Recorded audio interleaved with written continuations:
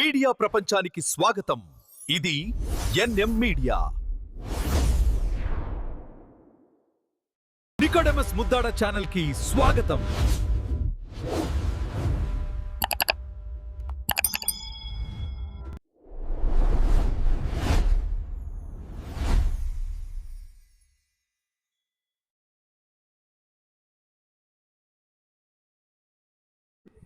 ప్రియులారా, ఈరోజు మన మధ్య లేకపోయిన సహోదరులు ఆయన్ని జ్ఞాపకం చేసుకోవడానికి అతని కుమారుడు ఏర్పాటు చేసిన ఈ జ్ఞాపకార్థ కూడిక చాలా ప్రాముఖ్యమైనదండి. ఎందుకంటే ఎంతమంది తల్లిదండ్రులు చనిపోతే గుర్తు పెట్టుకునే పిల్లలు ఉన్నారనేది ప్రశ్న. ఎవరున్నారు చెప్పండి? లేదు. ప్రియులారా, ఈరోజు ఇక్కడి నుంచి వెళ్ళేటప్పుడు మీరు కొన్ని బలమైన ఆధ్యాత్మికమైన సంగతి నేర్చుకుని వెళ్తారు. అది ఖచ్చితంగా నేను చెప్పగలను.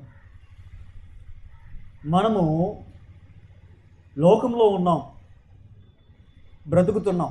ఇప్పుడు మిమ్మల్ని అందరూ ఏం చేస్తారు? గుర్తు చేసుకుంటారు. మీ పుట్టినరోజులు వచ్చినప్పుడు వాట్సాప్ స్టేటస్లో చూసి హ్యాపీ బర్త్డేని విష్ చేస్తారు. మీ పెళ్లి రోజులు వచ్చినప్పుడు గుర్తు చేసుకుంటారు. కానీ చనిపోయిన రోజు వస్తుంది ఒకరోజు. ఆ రోజు ప్రతి సంవత్సరం గుర్తు పెట్టుకుంటారా? అలా గుర్తు పెట్టుకున్నారు ఎవరన్నా చెప్పండి. నిజంగా ఈ తమ్ముడు తండ్రి అంటే చాలా ఇష్టంలా ఉన్నట్టుగా ఉందండి. అందుకనే సడన్గా అయినా సరే ఏం చేశారంటే ఈ ప్రార్థన అయితే ఏర్పాటు చేశారు. నిజమే కదా? ప్రియులారా, బైబిల్లో కొన్ని గొప్ప సంగతులు ఉన్నాయి. ఆ సంగతులు ఆలోచించినప్పుడు నిజంగా ఆశ్చర్యపోతామండి. ప్రియులారా, మీరు ఆలోచిస్తే యోబు గ్రంథం అనే ఒక గ్రంథం ఉంది. ఆ యోబు గ్రంథం 18వ అధ్యాయంలో 17వ వచనంలో ఒక మాట చూద్దాం దయచేసి. యోబు గ్రంథం 18వ అధ్యాయం 17వ వచనం. భూమి మీద ఎవరును వారిని జ్ఞాపకము చేసుకొనరు, మైదానమందు ఎక్కడను వారిని ఎరిగిన వారు ఉండరు. ఈ వాక్యం మీరు చూశారు కదా. ఇది బిల్దద్ అనే యోబు స్నేహితుడు మాట్లాడుతున్నాడు. కోట్ల మంది పుడుతున్నారు, చనిపోతున్న వారిని ఎవరు జ్ఞాపకం చేసుకుంటారు? మీరు ఆలోచించండి.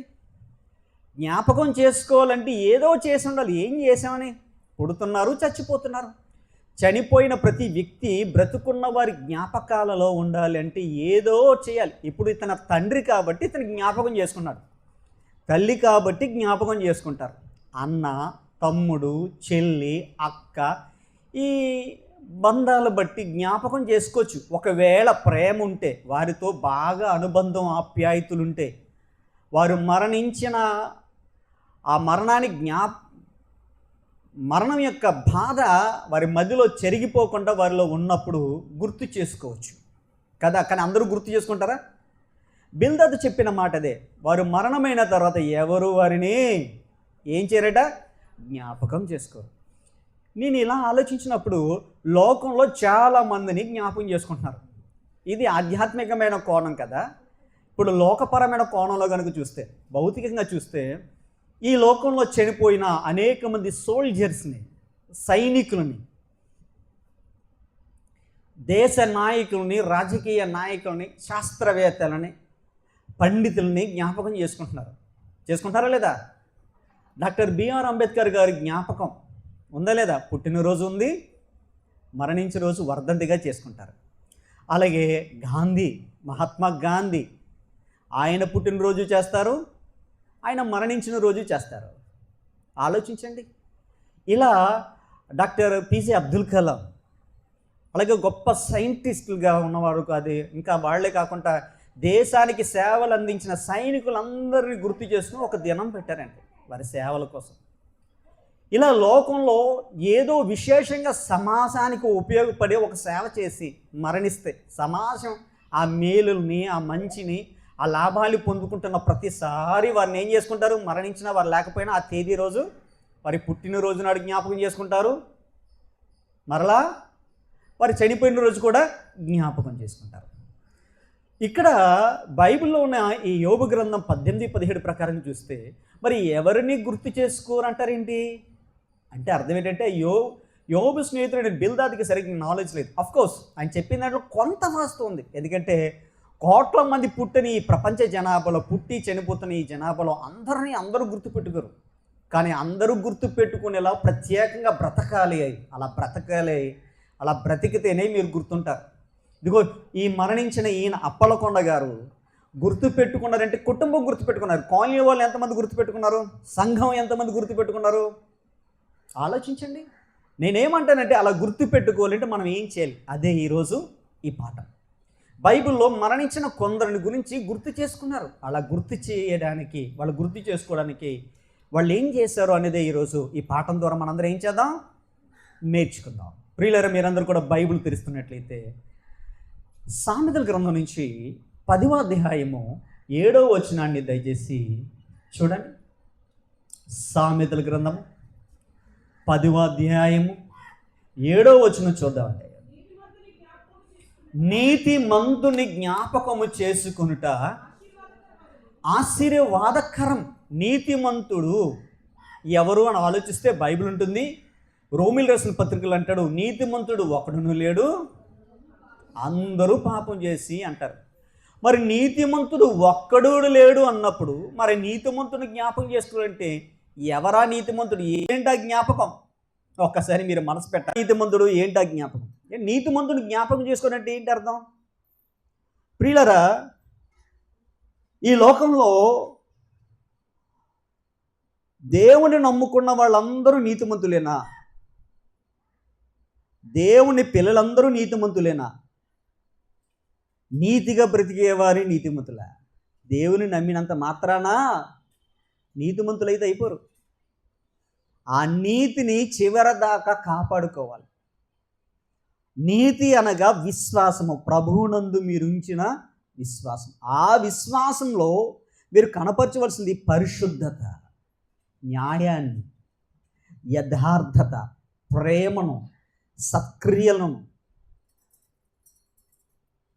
మీరు అర్థమవుతుందా? ఇవన్నీ మీరు కలిగి ఉండాలి. ఇవన్నీ చివరి దాకా కలిగి ఉండాలి. పాపం అనేది ఉండకూడదు. ప్రియులారా, ఇలా జీవించినప్పుడు దేవుడు గుర్తు చేసుకుంటాడు. కానీ సంఘము, ఈ సంఘము లోకము గుర్తు పెట్టుకోవాలంటే ఏం చేయాలి? ఇది చాలదండి. చూడండి, బైబిల్లో చాలామంది మరణించిన వారు ఉన్నారు, దేవుని పిల్లలు. వారిని లోకం ఎందుకు గుర్తు పెట్టుకుందో ఒక వాక్య భాగాన్ని మీకు చూపించాలని అయితే ఆశపడుతున్నాను. తీద్దామా? బైబిల్ అందరూ కూడా తీయండి. న్యాయాధిపతుల గ్రంథం నుంచి 11వ అధ్యాయము 40వ వచనం. యొఫ్తా గారి కుమార్తె అండి ఆమె పురుషుణ్ణి ఎరుగునే లేదు. ప్రతి సంవత్సరమున ఇశ్రాయేలీల కుమార్తెలు 4 దినములు గిలాదు దేశస్థుడైన యొఫ్తా కుమార్తెను, యొఫ్తా గారి కుమార్తె ఎవరు? ఆ పేరు రాయలేదండి, కానీ ఆమెను జ్ఞాపకం చేసుకున్నారట. ఎవరు? ఇశ్రాయేలీ కుమార్తెలు. ఎందుకు జ్ఞాపకం చేసుకోవాలి? ఆమె చేసిన కార్యం ఏంటి? తన తండ్రి అయిన యొఫ్తా ఇశ్రాయేలీయులకు గొప్ప విజయాన్ని అందించి తిరిగి వస్తున్నప్పుడు తన తండ్రి ఇచ్చిన వాగ్దానం కోసం తన జీవితాన్ని ఏం చేసింది? ఆమె సాక్రిఫైస్ చేసింది, త్యాగం. చూడండి, ప్రపంచంలో గుర్తు పెట్టుకోవాలంటే ఎవరిని ఎప్పుడు గుర్తుపెట్టుకుంటో తెలుసా? త్యాగాలు చేసేవారిని మాత్రమే ప్రపంచం ఏం చేస్తుంది? గుర్తు పెట్టుకుంటుంది. యొఫ్తా గారి కుమార్తెని ఇశ్రాయేలు కుమార్తెలందరూ సంవత్సరంలో 4 దినాలు ఆమెను గుర్తు చేసుకొని ప్రసిద్ధి చేసేంత పరిస్థితి వచ్చిందంటే త్యాగం అనేది ఉంటుందండి. నీవు మరణించిన మనం లేకుండా ఒకరోజు వెళ్ళిపోతుండే. అలా వెళ్ళిపోయిన మనల్ని గుర్తు పెట్టుకోవాలి సమాజం అంతా. ఏం చేయాలి తెలుసా ప్రియులారా? దేవుని సన్నిధిలో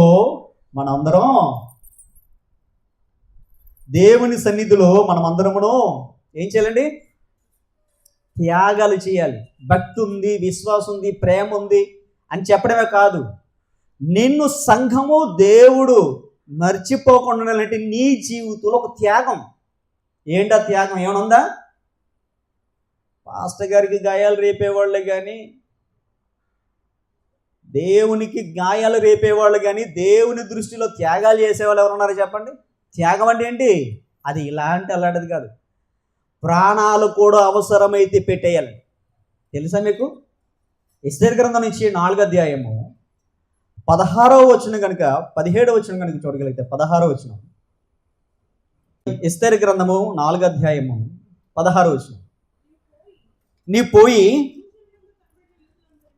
అమ్మా షూషానందు కనబడు యూదులందరినీ సమాజ మందిరములోకి సమకూర్చి నా నిమిత్తము ఉపవాసముండి 3 దినములు అన్నపానములు చేయకుండి, నేనును నా పనికత్తులను కూడా ఉపవాసము ఉందుము. ప్రవేశించుట న్యాయ వ్యతిరేక్తముగా ఉన్నను, నేను రాజునొద్దకు ప్రవేశించదును, నేను చనిపోయినా చచ్చిపోతాను. చూడండి, ఇక్కడ ఎస్తేరు జీవితాన్ని జ్ఞాపకం చేసుకుంటే, ఎస్తేరు గారు ఆమెను ఎందుకు జ్ఞాపకం చేసుకోవాల్సి అంటే, ఆమెని ఎందుకు గుర్తుపెట్టుకునేంత గొప్ప క్యారెక్టర్ అంటే, రాణి అని కాదు. రాణి అయితే గొప్ప ఏంటి? 4 డబ్బులు ఉంటే గొప్ప, అందం ఉంటే గొప్ప, అందం ఉంటే గొప్ప, డబ్బులు ఉంటే గొప్ప. ఎందుకు గొప్ప? ఆమె తన జాతి కష్టాల్లో ఉన్నప్పుడు ప్రాణత్యాగానికి కూడా సిద్ధపడిపోయింది. రాజు ఒక అత్యవసర సమావేశాన్ని ఏర్పాటు చేశాడు. ఆ సమావేశంలో రాజు అనుమతి లేకుండా ఎవరు కూడా రాజ ప్రసాదంలోకి వెళ్ళకూడదు. అలా వెళ్ళారు అంటే వాళ్ళకి ఏం చేయాలి అంటే శిరచ్ఛేదనం, మరణమే. అలా శిరచ్ఛేదనం చేయబడే ఆ పరిస్థితిలో ఒకవైపు హామాను భయంకరమైన కుట్రలు చేసి యూదులందరూ నాశనం చేయడానికి తప్పుడు చట్టాన్ని పుట్టించాడు. అది వేగవంతం చేయడానికి ప్రయత్నిస్తున్నాడు. ఆ దశలో, ఆ క్రమంలో, అలాంటి ఒక టిపికల్ సిచ్యువేషన్లో, అలాంటి ఒక భయంకరమైన పరిస్థితిలో ఆమె అంటుంది, తన జాతి ప్రజల కోసం నిర్ణయం తీసుకుంది. తనకి ఇవ్వబడిన క్షేమకరమైన స్థితిని, రాజ్యాన్ని పాలించే రాణిగా ఉండే స్థితిని కూడా లక్ష్య పెట్టగా తన జాతి ప్రజల కోసం ఏం చేసిందంటే, రాజు దగ్గరికి వెళ్ళి నేను మాట్లాడతా. అలా మాట్లాడాలంటే దేవుని అనుగ్రహం నాకు కావాలి. మీకు తెలిసింది కదా, చాలాసార్లు ఇవన్నీ విన్నారు మీరు, ఉపవాస ప్రార్థనలు, నార్మల్ ప్రార్థనలు కూడా. అలాంటి సమయాలు ఆమె ప్రార్థన చేసి తన ప్రాణం పోయినా సరే ఏం చేసిందని నిర్ణయం తీసుకుంది. కాబట్టి ఆమె ప్రత్యేకమైంది. ప్రియులారా, దేవుని సన్నిధిలో ప్రాణాలకు తెగించేవారు మాత్రమే, ప్రాణం కంటే ఇంక ఎక్కువగా దేవుని ప్రేమించి త్యాగం చేసేవారు మాత్రమే చనిపోతే గుర్తు చేసుకుంటారు. చెప్పండి, మామూలుగా ఎవరిని గుర్తు చేసుకుంటారండి? చూడండి, చాలా పెద్ద పెద్ద క్రైస్తవ చర్చెస్ ఉంటాయి. ఆ చర్చెస్ని నిర్మించిన వాళ్ళు మన ఇండియన్స్ అయితే కాదు. ఆ చర్చిల దగ్గర బోర్డులు ఉంటాయి, శిలాఫలకాలు. ఆ బోర్డుల మీద కొందరు ఫారినర్స్ పేర్లు ఉంటాయి. గమనించారా మీరు ఎప్పుడైనా? నేను అడుగుతాను, మరి మీ పేర్లే మన పేర్లు ఎందుకు ఉండవు? ఎప్పుడైనా ఫారినర్స్ ఏం పై నుంచి పుట్టుకొచ్చారెట్టి, మనం కింద నుంచి వచ్చాం, ఎక్కడి నుంచైనా, పాతాళలోకి నుంచైనా. వాళ్ళు త్యాగాలు చేస్తారు. వారికి ఉన్న ఆస్తి పాస్తులు దేవుడి కోసం అమ్ముకొని కూడా దేవుడి కోసం ఇస్తారండి. అందుకనే వాళ్ళు పెద్ద పెద్ద చర్చలు కట్టారు. వాళ్ళ పేర్లు చెప్పే మనం ఏం చేయాలి తెలుసండి? ఇక్కడ మనం నొక్కేస్తుంటాం. అరే బాబు, చస్తావు, పోతావు, పోయిన తర్వాత నిన్ను కూడా నీ మినిస్ట్రీ తరఫున వాళ్ళు గుర్తుపెట్టుకుంటారో లేదో తెలియదు, కానీ మిగతా వాళ్ళు గుర్తుపెట్టుకోవాలంటే మందిరానికి వచ్చే వాళ్ళందరూ ఏం చేయాలి? అరే పోయేలోగు నీకున్న ధనాన్నంతటి వాళ్ళ వెచ్చించి సేవ చేయనాయన, వాళ్ళ వెచ్చించి దేవుడు మందిరాలు కట్టు, దేవుని సేవకు సహాయపడు, అభాగ్యులకు సహాయం అందించు, సమస్యలు ఉన్న వారికి చేయూత నువ్వు. ఇస్తారు ఎవరైనా? అంటే ఈరోజు పెద్ద పెద్ద మందిరాలు, చర్చలు కట్టడానికి మన క్రైస్తవులు వారు త్యాగం చేస్తారేంటి? నేను కొమ్మదులు చర్చ కట్టాలండి, నాకు ఒక 5 లక్షలు కావాలి, సాయం చేస్తారేంటి? అంత త్యాగం చేసేది ఎవరని చెప్పండి. కానీ చేస్తే ఇది మిమ్మల్ని గుర్తుపెట్టుకుంటారు. ఎవరు గుర్తుపెట్టుకుంటారు? దేవుడు గుర్తుపెట్టుకుంటాడు ఖచ్చితంగా. ప్రియులారా, నాకున్న ధనాన్నంతటినీ కోల్పోతే అది దేవుని సేవ కోసమా, సమాజానికి ఉపయోగపడే పరిస్థితి కోసం అయితే ఎవరిని గుర్తుపెట్టుకుంటారు లేదా? తూర్పుగోదావరి జిల్లాలో పెద్ద ఆనకట్ట కట్టారు. ఏదది? కాటన్ బ్రిడ్జ్ అంటారు. ఆ కాటన్ దూరం ఎందుకు గుర్తుపెట్టుకుంటారు? ఎన్నో కష్టాలు పడి ఏం చేసిందని అక్కడ చేసేలేదా? ప్రియులారా, త్యాగం చేసేవారిని సమాజం గుర్తుపెట్టుకుంటుంది. స్వార్థంతో బ్రతికే వాళ్ళని గుర్తుపెట్టుకోరు. స్వలాభం కోసం బ్రతికే వాళ్ళని గుర్తుపెట్టుకోరు. సుఖం కోసము, సౌఖ్యం కోసము దేవుని నమ్ముకునే వారిని ఎవరు గుర్తుపెట్టుకోరు. వాళ్ళు నీతిమంతులే కాదు. నీతిమంతుని జ్ఞాపకం చేసుకున్నట ఆశీర్వాదం అంటే ఎప్పుడవుద్ది చెప్పండి? నేను పోయాక నా దగ్గర ఉన్న లక్షలాది రూపాయలు అలా నిరుపయోగం బ్యాంకులో పడి ఎవడో తినడం కంటే నా దేవుని కొరకు దాన్ని ఇవ్వడం గొప్ప విషయం కదా. చేస్తున్నారు ఎవరైనా అలాంటిది? దేవుని సన్నిధిలో ప్రియులారా, మనం లేకపోయినా గుర్తు పెట్టుకునేంత ముద్ర పడిపోవాలి. ఇక్కడ ముద్ర వేయాలి. అలాంటి ముద్ర వేశారు ఎవరు? ఎస్తేరే వేశారు, యోఫ్తా కుమార్తె వేశారు. ఇంకెవరు వేశారు? ఆలోచించండి, ఎవరు వేశారని? ఇంకా యేసు ప్రభు వేశారా లేదా? ఆయన ఏమన్నారు తెలుసా? లూకాసు వార్త చూడండి, లూకాసు వార్త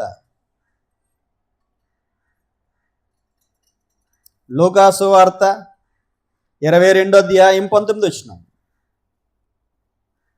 లూకాసు వార్త 22వ అధ్యాయం 19వ వచనం. పిమ్మట ఆయన ఒక రొట్టె పట్టుకొని కృతజ్ఞతాస్తుతులు చెల్లించి దాన్ని విరిచి, అమ్మా, ఇది మీ కొరకు ఇయ్యబడుచున్న నా శరీరం, నన్ను జ్ఞాపకము చేసుకున్నట్టుకై దీన్ని చెయ్యడని చెప్పారు. యేసుక్రీస్తు అని ఈరోజు ప్రతి ఆదివారం రొట్టె ద్రాక్షరస సమయంలో ఎందుకు గుర్తు చేసుకోవాలి? గుడ్ ఫ్రైడే రోజు ఎందుకు గుర్తు చేసుకుంటాం? క్రిస్మస్ రోజు ఎందుకు ఆయన పుట్టాడని సంబరపడతాం? ఏమంటే, ఒక మనిషి పుట్టినప్పుడు సంతోషం ఆ తండ్రికి కలగొచ్చు, తల్లికి కలగొచ్చు. కానీ ఆ మనిషి పుట్టిన తర్వాత లోకమంతా సంతోషించాలంటే ఎప్పుడు సంతోషిస్తుంది చెప్పండి? ఎప్పుడు సంతోషిస్తుంది? లోకానికి, ఆ ఊరికి, ఆ ప్రాంతానికి మంచి పని ఏదో చేసి, ఎవరూ చేయలేని పని ఏదో చేసి, అందరి జీవితాలు నిలబెట్టే పని ఏదో చేస్తేనే కదా. మనం ఇలాంటి ప్రసంగాలు ఎన్నో వింటాం, కానీ మనం మాత్రం చేయడానికి ముందురాదండి. అంతేనా? వినడానికి చాలా బాగుంటాయి, కానీ చేయడానికి మాత్రం చాలా కఠినంగా ఉంటాయి, కష్టంగా ఉంటాయి, బాధగా ఉంటుంది. తప్పదు, చేయాలండి. ఎందుకంటే మన జీవితం వచ్చి వెళ్ళిపోయినలాంటిది కాదు. నేను వెళ్ళిపోయినా నా గురించి గుర్తు పెట్టుకోవాలి అంటే మనల్ని ఎరిగిన మన తరం గుర్తుపెట్టుకుంటుంది. బాగా వినండి, మనల్ని ఎరిగిన మన తరం గుర్తుపెట్టుకుంటుంది. ఆ తరం చచ్చిపోతే, నేను చనిపోయిన తర్వాత నాతో ఉన్న మీరందరూ గుర్తుపెట్టుకుంటారు. మీరు చనిపోతే ఇంకెవరు నన్ను గుర్తుపెట్టుకోరు. అవునా కదా? మిమ్మల్ని కూడా అంతే. కానీ మనం లేకపోయినా గుర్తుపెట్టుకోవాలంటే ఈ భూమి ఉన్నంత వరకు దేవుడి కోసం ఏదో గొప్ప పని అయితే, అది అనేక తరాలు చూసేలాగా ఉండైతే మంచిదా కదా? అలాంటి పని చేయండి. నేను మొన్న చాలా సుదీర్ ప్రాంత సువార్తకి వెళ్ళాను. ఆ ఊరు జందాల, పార్వతపురం దగ్గరలో, బొబ్బులికి జందాల సెంటర్లో. ఆ జందాలకి వెళ్ళినప్పుడు ఆ జందాలో ఉన్న వాళ్ళు నా దగ్గరికి వచ్చారు. పాస్టర్ గారు, మీటింగ్ పెట్టామండి. అక్కడ మీటింగ్ పెడితే దేవుడు గొప్ప కార్యం చేశాడు. ఆ పాస్టర్ గారు, ఇదిగో ఇక్కడ మేము చర్చి కట్టాలండి, మాకు సాయం చేయండి అని అడిగారు. నేను వారితో ఒక మాట చెప్పాను. అమ్మా, ఎవరైనా మీకు సాయం చేస్తే ఆ సాయం చేసేవారే ఏం చేస్తారు? దేవుని దగ్గర ఆశీర్వాదాలు పొందుకుంటారు. ఈ చర్చి వాళ్ళందరూ చూస్తారు, వాళ్ళే పలానా వ్యక్తి సాయం చేశారని. కానీ మీరు చేసేది ఏముంటుంది? ఏముంటుంది మనం చేసేది? ఏమైనా ఉందా? ఏం లేదు. ఏదో వచ్చి వెళ్ళిపోతున్నాం. ఫలం వాళ్ళకు దొక్కుతుంది, పేరు వాళ్ళకు దొక్కుతుంది, జ్ఞాపకంలో నిలిచిపోయేది వాళ్ళే. మరి మీరు ఉండాలంటే ఏం చేయాలి? అమ్మా, అది మీరే చేయండి. మీరు లేకపోయినా మీ పిల్లలు ఈ మందిరం చూసి ఏమవుతారు? రిమైండర్లో తెచ్చి గుర్తు చేసుకుంటారు. మా ముందరు తరాల వాళ్ళు కట్టారండి చక్కని దేవుని కొరకు నేను నిలబడాలని. అప్పుడు ఆశీర్వాదం వస్తుంది. ఏమొస్తుంది? మిమ్మల్ని గుర్తు చేసుకునే అవకాశం కూడా వస్తుంది. దయచేసి ఆ రీతిగా చేయండి అమ్మా అని చెప్పాను. నేను ఒకటి అంటానండి, దేవుని కొరకు మీరు ఏం చేయగలరు? నేను లేకపోయినా పని మాత్రం నిలిచిపోవాలి అన్నట్టుగా చేయాలండి. యేసుక్రీస్తు వారు, ఆయన లేరు, 2000 సంవత్సరాల క్రితం భూమిని విడిచి పరలోకం వెళ్ళిపోయారు.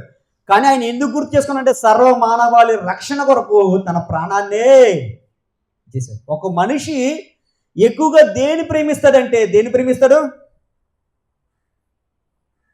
భార్యనా, పిల్లలనా, ఎవరిని దేని ప్రేమిస్తాడు? యోబు గారి గురించి సందర్భంలో సైతాన్ గారు అంటాడు కదా, ఏమంటాడు? ఒక మనిషి తన ప్రాణమును ఎక్కువగా ప్రేమించుకుంటాడు లేదా?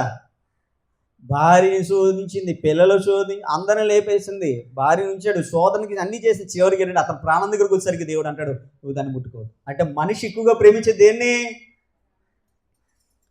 అంతేనా? ఈ ప్రాణాన్ని దక్కించుకోవడం కోసం ఎన్నో చేస్తాం, కానీ ఆ ప్రాణం పోయినా గుర్తు పెట్టుకునేంత స్థాయి రావాలంటే యేసు అదే చేశాడు, తన ప్రాణాన్ని ఇచ్చేశాడు. ఈ ప్రపంచంలో అందరికీ విలువైంది ఏదంటే తమ ప్రాణం. ఆ ప్రాణం మన కోసం ఏం చేసినట్టు యేసుక్రీస్తు వారు యాగం చేశారా లేదా? అందుకే నీవు నేను మనమందరం కోట్ల మంది కొన్ని సంవత్సరాలుగా, కొన్ని వేల సంవత్సరాలుగా, 2000 సంవత్సరాలుగా యేసుక్రీస్తు వారిని నమ్ముతున్నాం. ఆయనలాంటి త్యాగం మన వల్ల అవదులండి. ఆయనలాగా ఇప్పుడు మనల్ని ఆ స్థాయి రాదు, కానీ అంతకంటే దిగువ స్థాయి ఉంది ఒకటి, పౌలు గారిలాగా. అంతేనా? విశ్వాస వీరుల జాబితా అంటే ఒకటి ఉందండి. హెబ్రీ పత్రిక 11వ అధ్యాయం కనుక చూస్తే వాళ్ళందరూ ఎన్నో త్యాగాలు చేశారు దేవుని కోసం, సంఘం కోసం, దేవుని రాజ్య వ్యాప్తి కోసం. వాళ్ళు లేరు మన మధ్య, కానీ వారి గురించి బైబిల్లో అయితే రాయబడిందా లేదా? నీ గురించి ఈ కాలనీ విడిచిపెట్టేస్తావో లేదో నాకు తెలియదు, కానీ చచ్చేలోగా మాత్రం కథలుగా చెప్పుకోవాలి, జ్ఞాపకాల్లో నువ్వు నిలిచిపోవాలి. ఏం చేయలేము, అంతేనా? ఈ కోణం వదిలేస్తలేదో నాకు తెలీదు, లేదంటే ఇక్కడ చచ్చిపోయేలోగా ఇక్కడ మాత్రం నీ గురించి కథలుగా చెప్పుకోవాలి, గొప్పగా చెప్పుకోవాలి. పలానా వాళ్ళు అది దేవుడి కోసం నిలబడ్డారు, దేవుడికి అది చేశారు, వాళ్ళు చేయబట్టే మేము ఇలా ఉన్నాం. ఏం చేస్తే బాగుంటుంది? ఒకసారి ఆలోచించండి.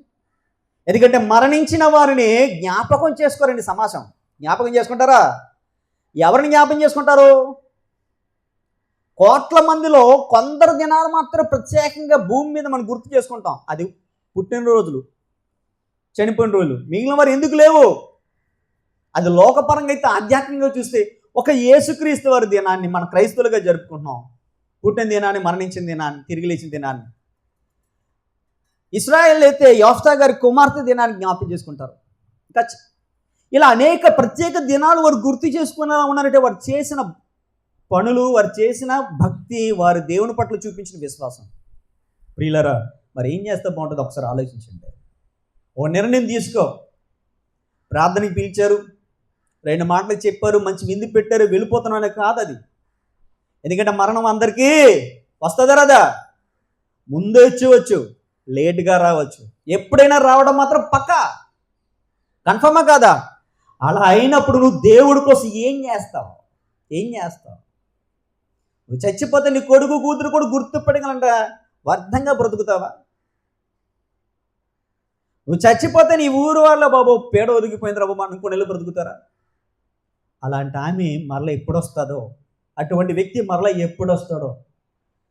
ఇదిగో ఆయన ఉండడం బట్టి మా జీవితాలు వెలిగించబడ్డాయి, ఆయన ఉండడం బట్టి మా జీవితాలు నెమ్మది కలిగాయి, ఆయన ఉండడం బట్టి మా జీవితాలు సంతోషం వెలుస్తుంది. నేను దేవుడి దగ్గర చేరువాం, దేవుని సమీపించాం, దేవుళ్ళు బలపడ్డాం అనే విధంగా ఉంటారా?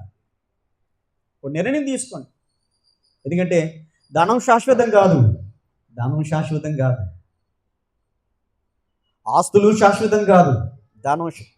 ధనం శాశ్వతం కాదు, ఆస్తులు శాశ్వతం కాదు, ఆఖరికి మన ప్రాణం కూడా శాశ్వతం కాదు. మరి శాశ్వతమైన లోకానికి వెళ్ళిపోయే ముందు ఇక్కడ భూమి ఉన్నంత వరకైనా కనీసం మరికొందరికి ఒక ప్రేరణ కలిగించేలాగా, దేవుని దగ్గరికి వారు నడవడానికి ఒక మాదిరైన జీవితాన్ని లేకపోతే ఎందుకండి చెప్పండి?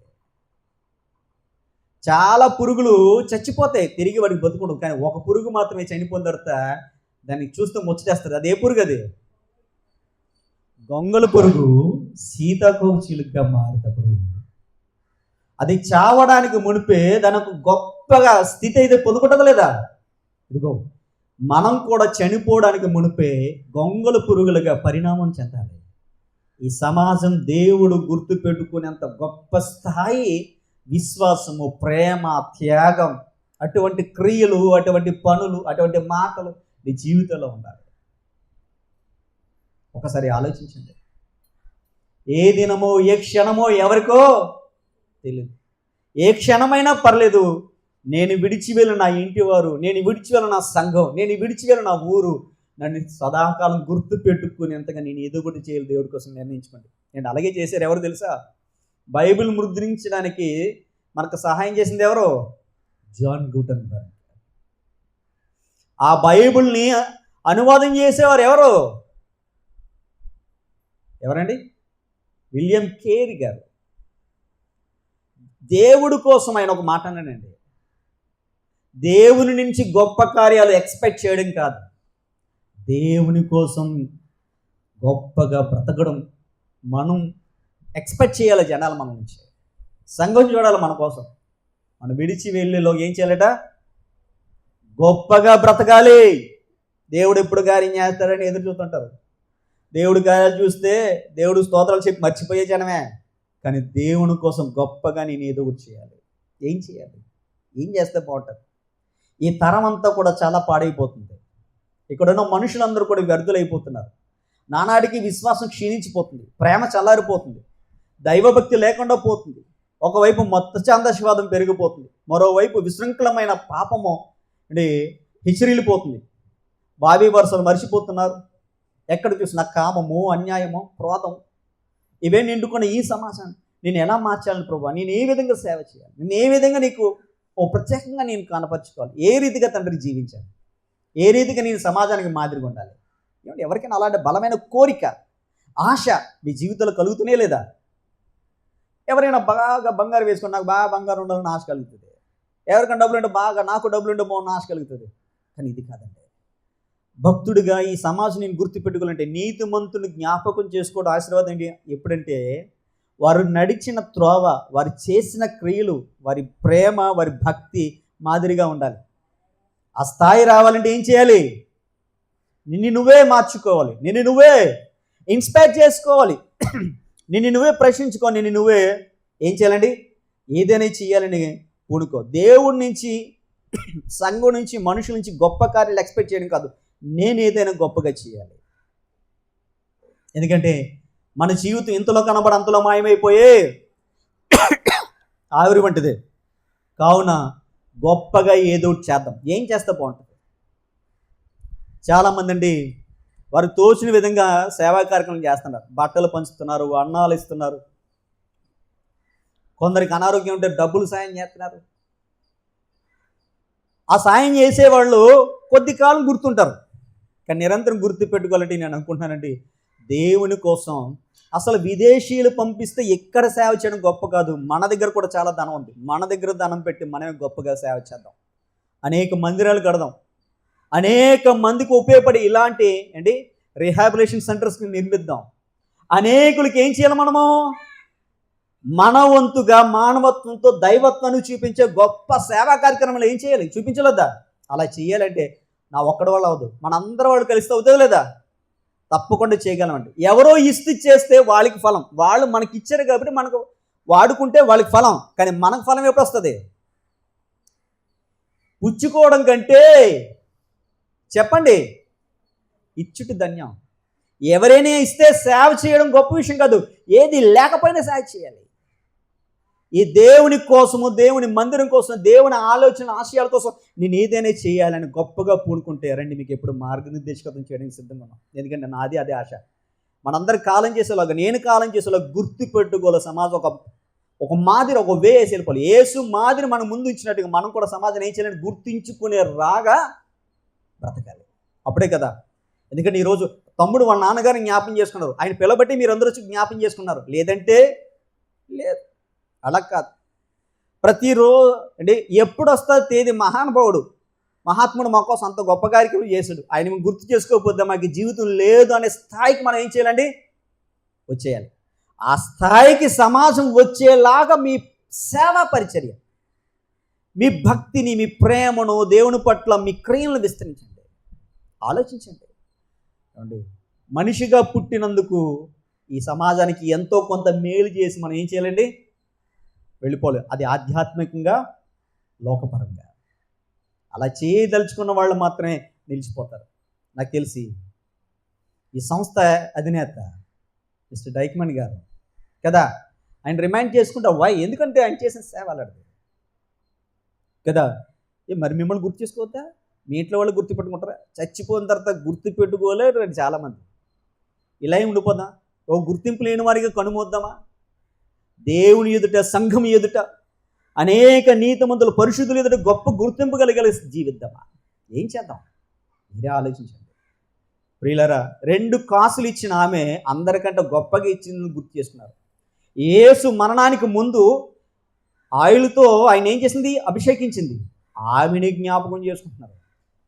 మరి మనలో కూడా జ్ఞాపకం చేసుకుని నువ్వు దగ్గర ఉన్నది ఎంతైనా పర్లేదు, అది నిస్వార్థమై త్యాగపూర్వకమైనది అయితే ఖచ్చితంగా దేవుడి సన్నిధిలో మీకంటూ గొప్ప గుర్తింపు, గొప్ప గౌరవాన్ని తీసుకొస్తున్నారు కదా. ఆలోచించండి. వచ్చాము వెళ్ళిపోయాను కాదు, వచ్చిన తర్వాత నీదైన ఒక ముద్ర నీ బ్రతుకు కాలంలో ఈ సమాజంలో ఏర్పరచకపోతే నీ జీవితం వ్యర్థమా? దానికి ఒక అర్థం ఉందంటారా? ఆలోచించండి. అందరూ తింటారు, అందరూ తిరుగుతారు, అందరూ త్రాగుతారు, మనము తింటాము, త్రాగుతాం, చేస్తే ఏంటి ఉపయోగం? లేదండి.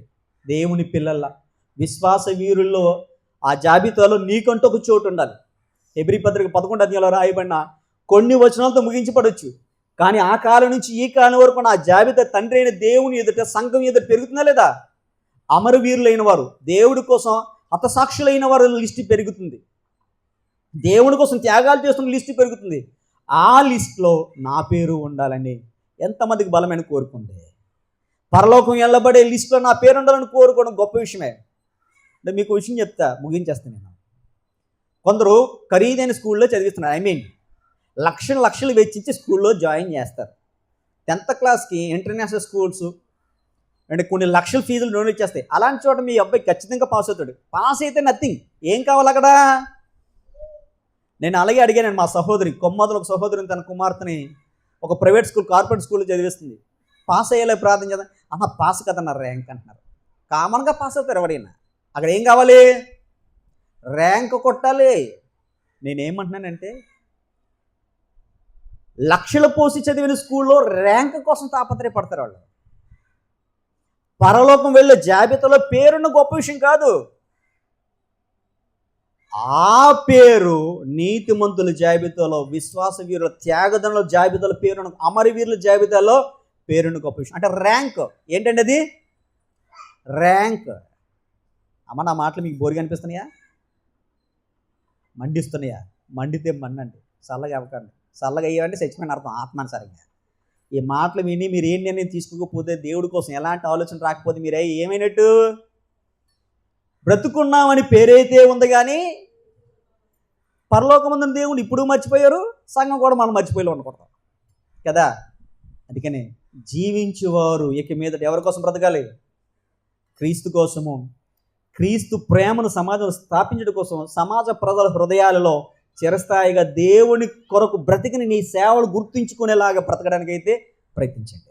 నా మాటలు ముగిస్తున్నాను, ప్రార్థన చేసుకుందాం. పరలోకమందున్న తండ్రి, దేవా, మరణించిన వారు కోట్ల మంది ఈ లోకంలో వదిలి వెళ్ళిపోయారు. అలా వదిలి వెళ్ళిపోయిన ఏ కొద్ది మందిని మాత్రమే తండ్రి గుర్తు పెట్టుకుంటుంది లోకం. వారు చేసిన సేవలు, త్యాగాలు. ఆధ్యాత్మికంగా భక్తి విషయంలో చూస్తే అనేక మంది పిలువబడతారు, కానీ కొందరే మాత్రమే నిత్యత్వానికి చేర్చబడతారు. ఆ నిత్యత్వానికి చేర్చబడిన వారిలో తండ్రి దేవిగో పరలోకంలో ఏదో ఒక మూలన కాదు తండ్రి, నేను అందరికీ కనిపించిన ప్రత్యేకంగా తండ్రి, నేను ఈ లోకంలో మేము బ్రతకాలి తండ్రి.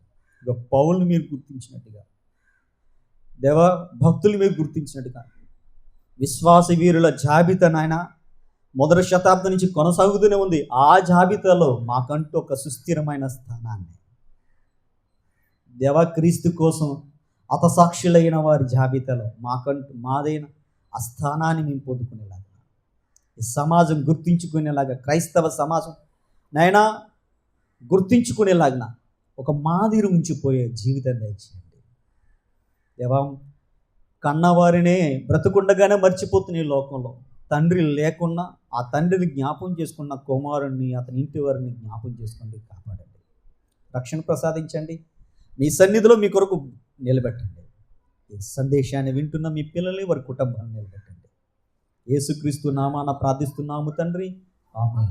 మన తండ్రి అయిన దేవుని ప్రేమ, ప్రభు అయిన యేసుక్రీస్తు కృపయు, పరిశుద్ధాత్మ దేవుని సహవాసం మనకి క్రీస్తు కొరకు చిరస్మరణీయమైన సేవలు చేసే ప్రతి వారికి సదాకాలము తోడై ఉండి నడిపించును గాక.